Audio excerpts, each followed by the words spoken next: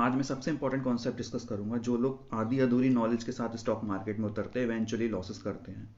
अगर कोई भी स्टॉक प्राइस अपने 50 days exponential moving average and 200 days exponential moving average के ऊपर चला गया तो क्या is it safe to by that stock, या फिर हम पोजिशनल ट्रेडिंग के लिए उसमें इन्वेस्ट कर सकते हैं? Is it safe to buy a stock which is going above 50 days exponential moving average and 200 days exponential moving average? A big no, a big no. आइए समझते हैं एक एग्जाम्पल के थ्रू। ये मैंने RVNL का एग्जाम्पल ले रखा है, डेली टाइम फ्रेम पे सेट किया हुआ है।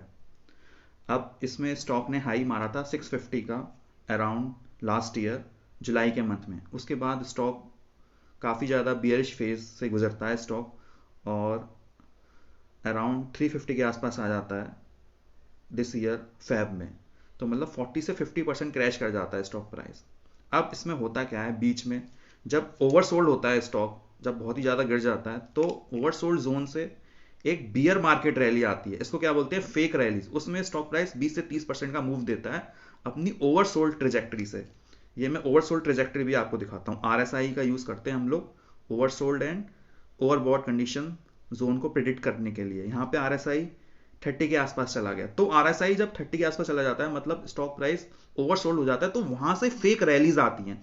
उसको क्या बोलते हैं, बुल ट्रैप या फिर बियर मार्केट रैली। जो फेक रैलीज आती हैं वो स्मार्ट प्लेयर्स द्वारा क्रिएट की जाती हैं। वो क्या करते हैं, ओवरसोल्ड जोन में बाई करते हैं और फिर थोड़ा सा 20 से 30% लेके एग्जिट कर जाते हैं। बट यहाँ पर रिटेल ट्रेडर्स क्या गड़बड़ी करता है, वो क्या सोचता है, यार यहाँ पे देखो बुलिश कैंडल बनी है, 50 days EMA and 200 days EMA के ऊपर चला गया स्टॉक, चलो अब तो ये ऊपर जाएगा। तो वो यहाँ पे आके बाई कर लेते हैं, इवेंचुअली वो फंस जाते हैं। स्मार्ट प्लेयर्स जो है वो एग्जिट कर जाते हैं। और यहाँ पे देखो, यहाँ पे फिर से सडन क्रैश। यहाँ पे फिर से स्टॉक प्राइस पूरा फिर 500 से 320 के आसपास विद इन फ्यू वीक्स।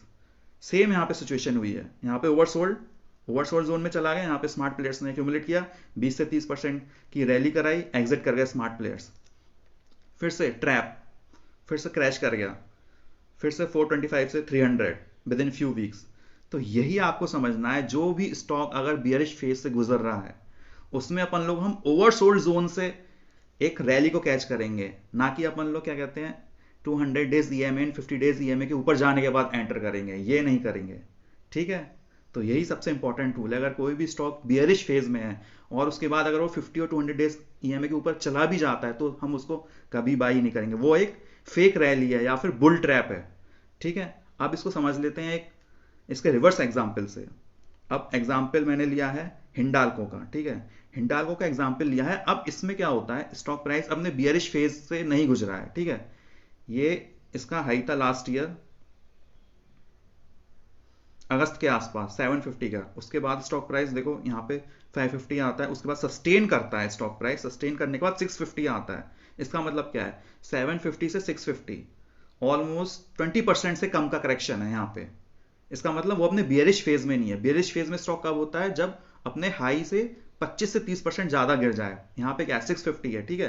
750 से 650 तो 20% से कम गिरा हुआ है। प्लस अब इसमें क्या हो रहा है, स्टॉक प्राइस सस्टेन कर रहा है 50 days exponential moving average and 200 days exponential moving average के ऊपर स्टॉक प्राइस सस्टेन कर रहा है। यहाँ पे ये क्या है, ये blue line 50 days exponential moving average and black वाली 200 डेज एक्सपोनेंशियल मूविंग एवरेज। अब इसके ऊपर प्राइस सस्टेन करके चला आ गया, ठीक है।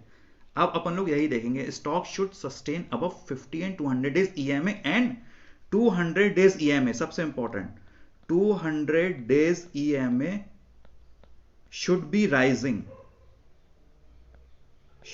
rising for few weeks।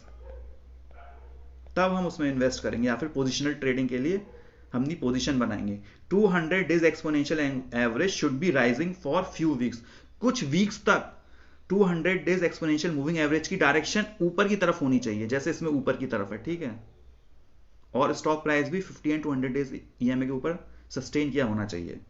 RVNL की तरह नहीं होना चाहिए। RVNL में क्या हुआ था, 200 डेज EMA डाउनवर्ड कर्व में था। ये देखो यहाँ पे अप ट्रेंड में नहीं है, यहाँ पे ये डाउन ट्रेंड में है। यहाँ पे देखो फ्लैट है एकदम।